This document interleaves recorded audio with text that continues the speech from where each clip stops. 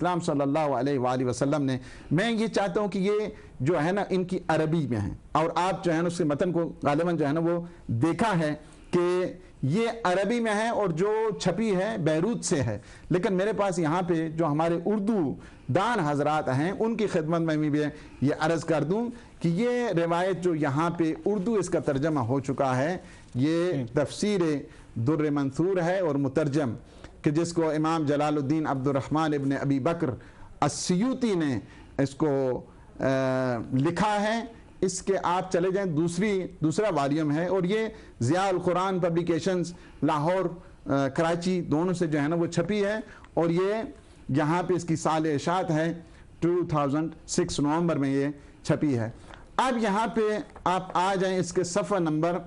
167، عربی عبارت میں نے آپ کو پڑھ کے سنا دی ہے، اور عربی عبارت اس کا ترجمہ میں نہیں ابھی کر رہا ہوں، اس جو عربی عبارت پڑھی ہے اس کا ترجمہ ہم اس مترجم کو جو جنہیں کہا گیا پیر محمد کرم شاہ الازہری، انہوں نے اس کا جو ہے وہ ترجمہ فرمایا ہے، اور یہ میں نے ہائی لائٹ بھی کر دیا کہ جس کے لیے انہوں نے ترجمہ کی کہ امام احمد نے حضرت زید بن ثابت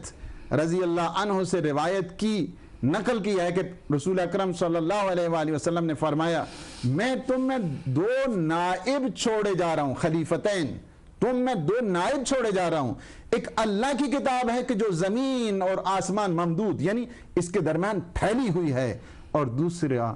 میری اطرت، میری اولاد، ان میں تفریق نہ ہوگی حتی یرد علی الحوض، جہاں تک کہ یہ دونوں میرے پاس حوض کوثر پہنچ جائیں گے۔ اور اس کے بعد دیکھیں امام طبرانی نے حضرت زید سے، انہوں نے یہ تفسیر در منصور اس کے سلسلے میں آپ امام طبرانی نے حضرت زید بن ارقم، بہت مشہور، کہ جن کی بڑی جو ہے نا وہ طولانی زندگی تھی، حتیٰ کہ جو شام کے حالات ہیں جب شہداء کے یہ قافلہ جاتا ہے وہ روایات بھی زید بن ارقم سے ہے، اور یہ زید بن ارقم کو یزید نے قتل کیا تھا، یعنی یزید کے دربار میں انہوں نے کہا تھا یزید اس جو ہے نا اس چہرے مقدس جس میں نے دیکھا ہے، تو اس پہ جو ہے نا وہ یہ اس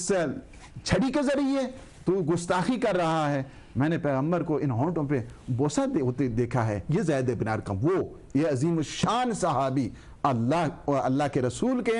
امام طبرانی نے حضرت زید بن ارقم رضی اللہ عنہ سے روایت نقل کی ہے کہ رسول اللہ نے فرمایا، میں آگے جانے والا ہوں،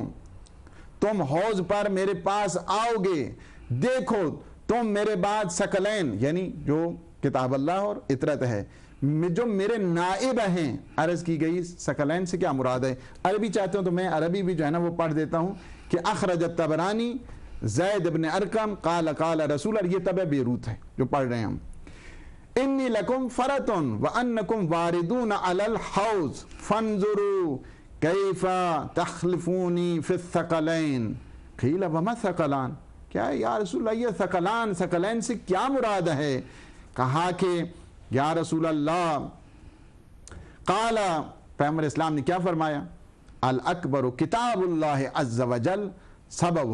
طرفہ بید اللہ و طرفہ بایدیکم فتمسکوا بہ فلن تزالوا او لا تضلوا والاصغر عترتی وانہما لن یتفرقا حتی یرد علی الحوض وسألت لہما ربی فلا تقدموہما لتہلکوا ولا تعلموہما فإنہما اعلم منکم۔ سبحان اللہ، کیا جو ہے وہ روایت ہے، اس کا ترجمہ میں یہی سے پڑھتا ہوں کہ فرمایا گیا، جب پوچھا گیا کہ ثقلان یعنی ثقلین سے کیا مراد ہے، تو پیغمبر اسلام نے فرمایا بڑی تو اللہ کی کتاب ہے، یہ ایک رسی ہے جس کی طرف اللہ تعالیٰ کے ہاتھوں میں ہے، جس کی ایک طرف یعنی اس کی ایک سمت اللہ کی طرف ہے اور دوسری سمت جو ہے اس کی تمہارے ہاتھ میں ہے، اس کو مضبوطی سے پکڑ لو، نہ پھسلو گے نہ گمراہ ہوگے۔ چھوٹی میری اولاد یعنی جو اصغر ہے، سکلے اصغر جسے کہا جائے، وہ میری اطرت ہے، ان میں تفریق نہ ہوگی، اور یہاں تک کہ دونوں چیزیں میرے پاس حوض کوثر آ جائیں گی۔ میں نے اپنے رب سے ان کے بارے میں سوال کیا ہے ان سے آگے نہ بڑھنا کہ تم کہیں ہلاک نہ ہو جائے، انہیں نہ سکھاتے رہنا، اس وجہ سے کہ یہ سکھانے والے نہیں ہیں، یہ انہیں تم آگے آ کے جو ہے نا وہ درس بازی شروع کر دو، انہیں تعلیم دینا شروع کر دو، یہ تو علم لدنی سے اللہ کے ایک جو ہے نا اسے قرآن صامت ہے تو دوسرا قرآن ناطق ہے، یہ تمہیں پڑھانے کے لیے اللہ نے بھیجا ہوا ہے، اس لیے انہیں نہ سکھاتے رہنا، یہ تم سے زیادہ علم رکھنے والی ہیں۔ تو یہ کیا ہے؟ تفسیر در منصور۔ اسی طرح اگر ایک حوالہ آپ چاہتے ہیں مزید جو ہے اس کے سلسلے میں حوالہ جات ہیں، آئیے آپ دیکھیں کہ تفسیر ثعلبی میں اسی جو ہے نا متعدد یہ روایات خود حبل اللہ کے سلسلے میں بیان کر دی گئی ہیں۔ اب ظاہر ہے کہ اس پہ اگر ساری روایات کو ہم دیکھتے رہیں تو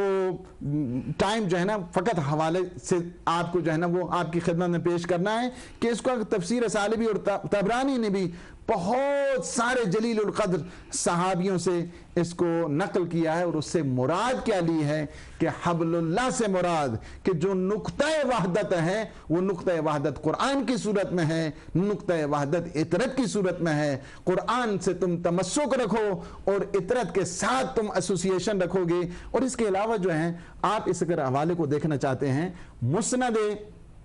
احمد ابن حنبل، اس میں یہ روایات جو ہیں وہ موجود ہیں، مسند احمد ابن حنبل اسی عبداللہ کے سلسلے میں جو ہیں وہ بیان کیا گیا ہے۔ مسند احمد ابن حنبل، المعجم الکبیر، کنز العمال، مشکات المصابیح، فضائل الصحابہ ابن حنبل، یہ ساری جو ہیں، اور تاریخ یعقوبی، اس میں متعدد جو روایات ہیں اسی ٹاپک پر، اسی مضامین پر، اسی سلسلے میں، اور یہ بات بتا دی گئی ہے وَاعْتَصِمُوا بِحَبْلِ اللَّهِ جَمِيعًا وَلَا تَفَرَّقُوا، کہ تم اللہ کی رسی کو مضبوطی سے تھامے رکھو۔ وہ جو قطب بنا دیا اللہ نے، اور وہ جو سلسلے محور ہے، ارتکاز ہے، وہ کس چیز کو قرار دیا ہے؟ چیز کو قرار دیا اہل سنت، اہل تشیع کے علماء، مشائخ اعظام، اور جو امام ہیں محدثین، اور جو حدیث کے مایہ ناز اسکالرز ہیں، انہوں نے اس چیز کو واضح کیا کہ پیغمبر اسلام نے اپنی حیات طیبہ میں اس بات کو واضح کر دیا ہے۔ اگر آپ چاہتے ہیں اتحاد، لفظی اتحاد نہیں بلکہ معنی کی صورت میں، ایکچول سینس میں، پریکٹیکل وے میں اگر آپ چاہتے ہیں اتحاد، تو اس کا جو طریقہ کار اللہ کے حبیب مرسل اعظم صلی اللہ علیہ وآلہ وسلم نے بتا دیا ہے، وہ کیا ہے کہ